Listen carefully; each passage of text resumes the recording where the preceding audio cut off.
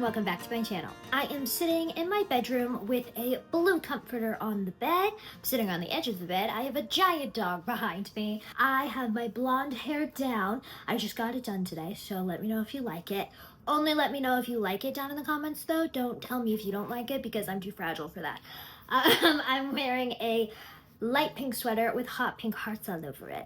And today we're going to be talking about my new professional endeavor that I am embarking on. I have wanted to get into public speaking for a long time. I have actually done public speaking for a long time. I was a Seattle Children's Hospital patient ambassador for years. So I would go to different galas for them and I would raise money for uncompensated care. I raised billions of dollars for them at this point. I was a patient ambassador from the age of like 14 to 18, I think. So, and I was performing at least once a week, if not 2 to 3 times a week. It was a lot of fun. I loved doing that. I would speak about my story with the hospital, my disability, those kinds of things. As I'm sure you can tell by now, I love to be the center of attention. So anything with a stage, I was always ready. I really love to sing.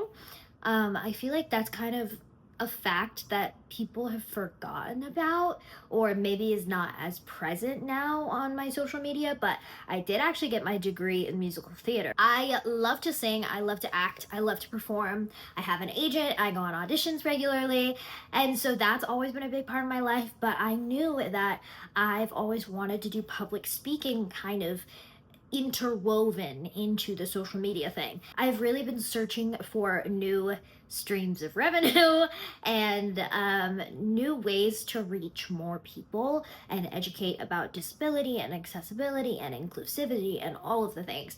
So I thought that public speaking, and specifically starting out with going to schools and speaking to kids about disability, was a really good idea. I didn't know what it was going to lead to. One of my really good friends, Alicia Anderson, speaking is all she does, or a lot of what she does. And so I was talking to her and she became kind of like my speaking mentor in a way. So we were working together, kind of crafting what the idea around a lot of my speeches were going to be, who I wanted to speak to, how to reach out to those people, those kinds of things. I was really trying to get like my footing and a foot in the door in this new kind of endeavor that I was setting out on. Jumping back a little bit, I was very public with the fact that I was working with the Harris campaign quite a lot. From the time she first announced that she was going to be running for president, I was working with the campaign mainly on accessibility. I co-founded and am now the executive director of Disabled Voters for Harris, now known as Disabled Voters for Action. We really worked hard to try and be a resource during voting and during the election process to try and get important information for people and voters with disabilities out there to the general public. So we worked really closely with the Harris campaign, and I made really good friends with a woman named Rhonda Fox. Rhonda Fox is incredible. She was one of the leads on the Harris campaign. Any accessibility question that we had or anything that needed to be fixed, she was my main point of contact that I would go to. I feel like I was really annoying during that time period because I was like calling and emailing and texting her pretty much at least once a week, if not multiple times a week, being like, hey, this isn't accessible, we need to fix this. This isn't accessible, we need to fix this. And she was just so gracious to me. And she really took those comments to heart and really tried to build the most accessible campaign that I have ever seen. Long story short, Harris didn't end up winning. We all know this. But Rhonda and I still stayed in contact. And one day, a few weeks ago, I checked my Instagram DMs and saw that she had DM'd me on Instagram and said, hey, I have this event that I'm doing, that I'm organizing, and I'd really love for you to speak at it. And I said, when and where, girl? Just let me know and I'll be there. And she said, it's in New York City, and it's at Diane von Furstenberg Studios. Now, this is going to prove how young I am. Oh my God, I'm gonna embarrass myself so much with what I'm about to say. I did not know who Diane von Furstenberg was. So I called my mom and I was like, hey, this looks like a really big event. Rhonda's inviting me to it. She knows who Rhonda is. And so she was like, okay, like when and where is it? I said, it's in a month. and it's at Diane von Furstenberg Studios. And she pauses and she goes, wait, what? It's where? And I was like, yeah, I don't know who that is. And she was like, you don't know who that is? I read the whole text to her.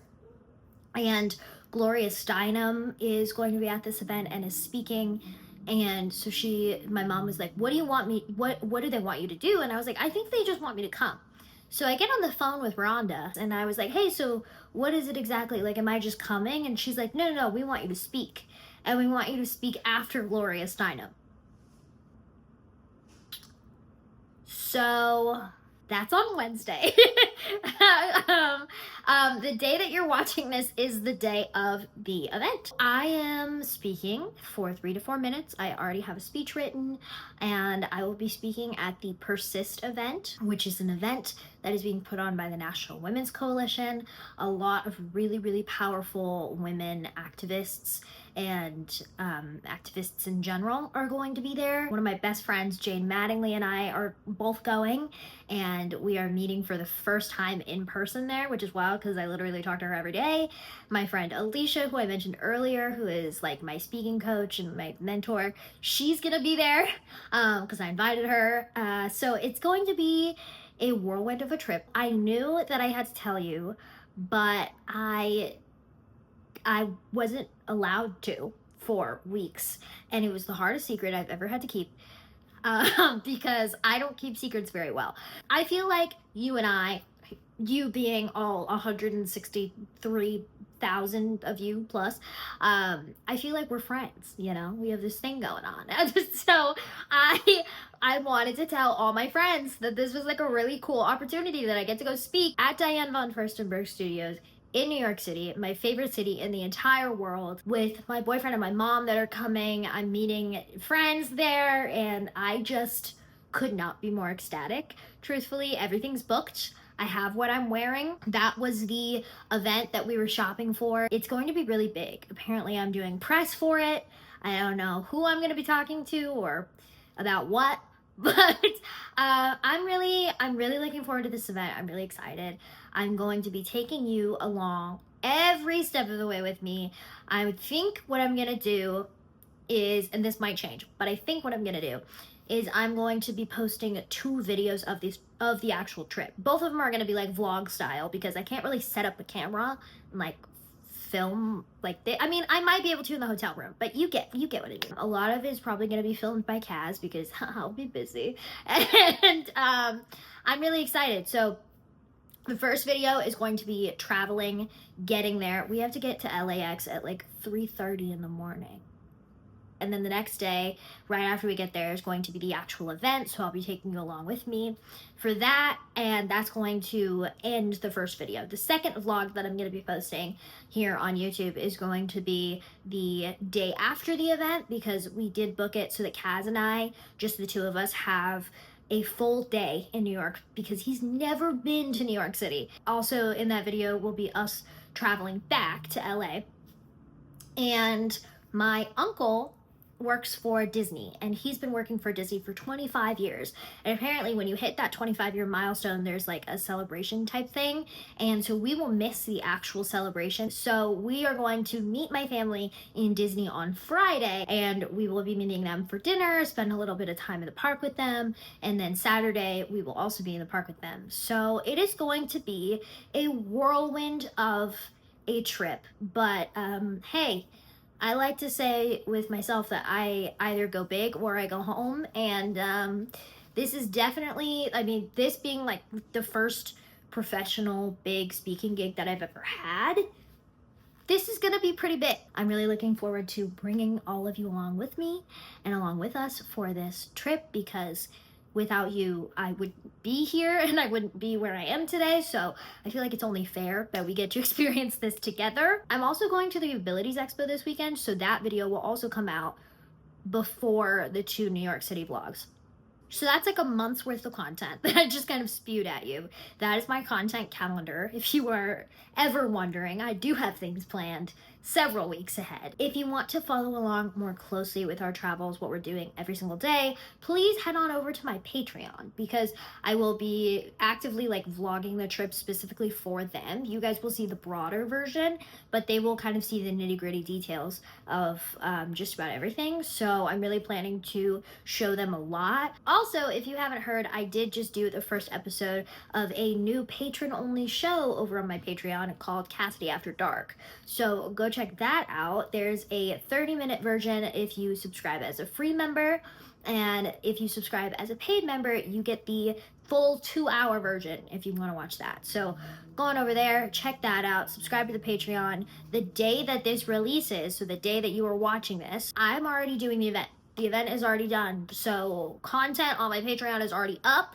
I'm really nervous. I'm not even gonna lie. I'm really nervous. There's a lot of prep that we have to do ahead of time.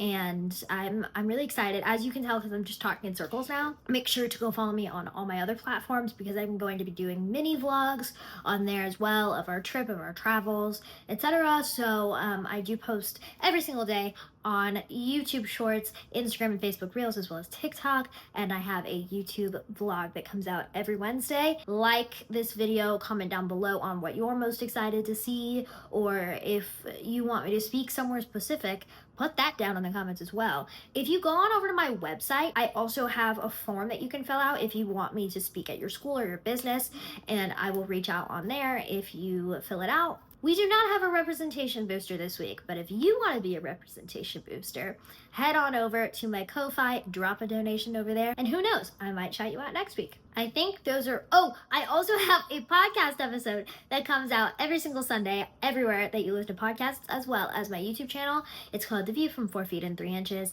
and I have like a full month's worth of content out, or like planned for that too, so that I don't have to do really anything when I'm in New York. That is the big life update. I'm so excited to finally get to say it out loud, finally get to show you guys what I've been planning and what I've been working on for weeks now, almost a month actually. We've known about this, so I'm really excited to tell you about it and also bring you along for the ride. Thanks so much for watching, and I will see you next week. Bye!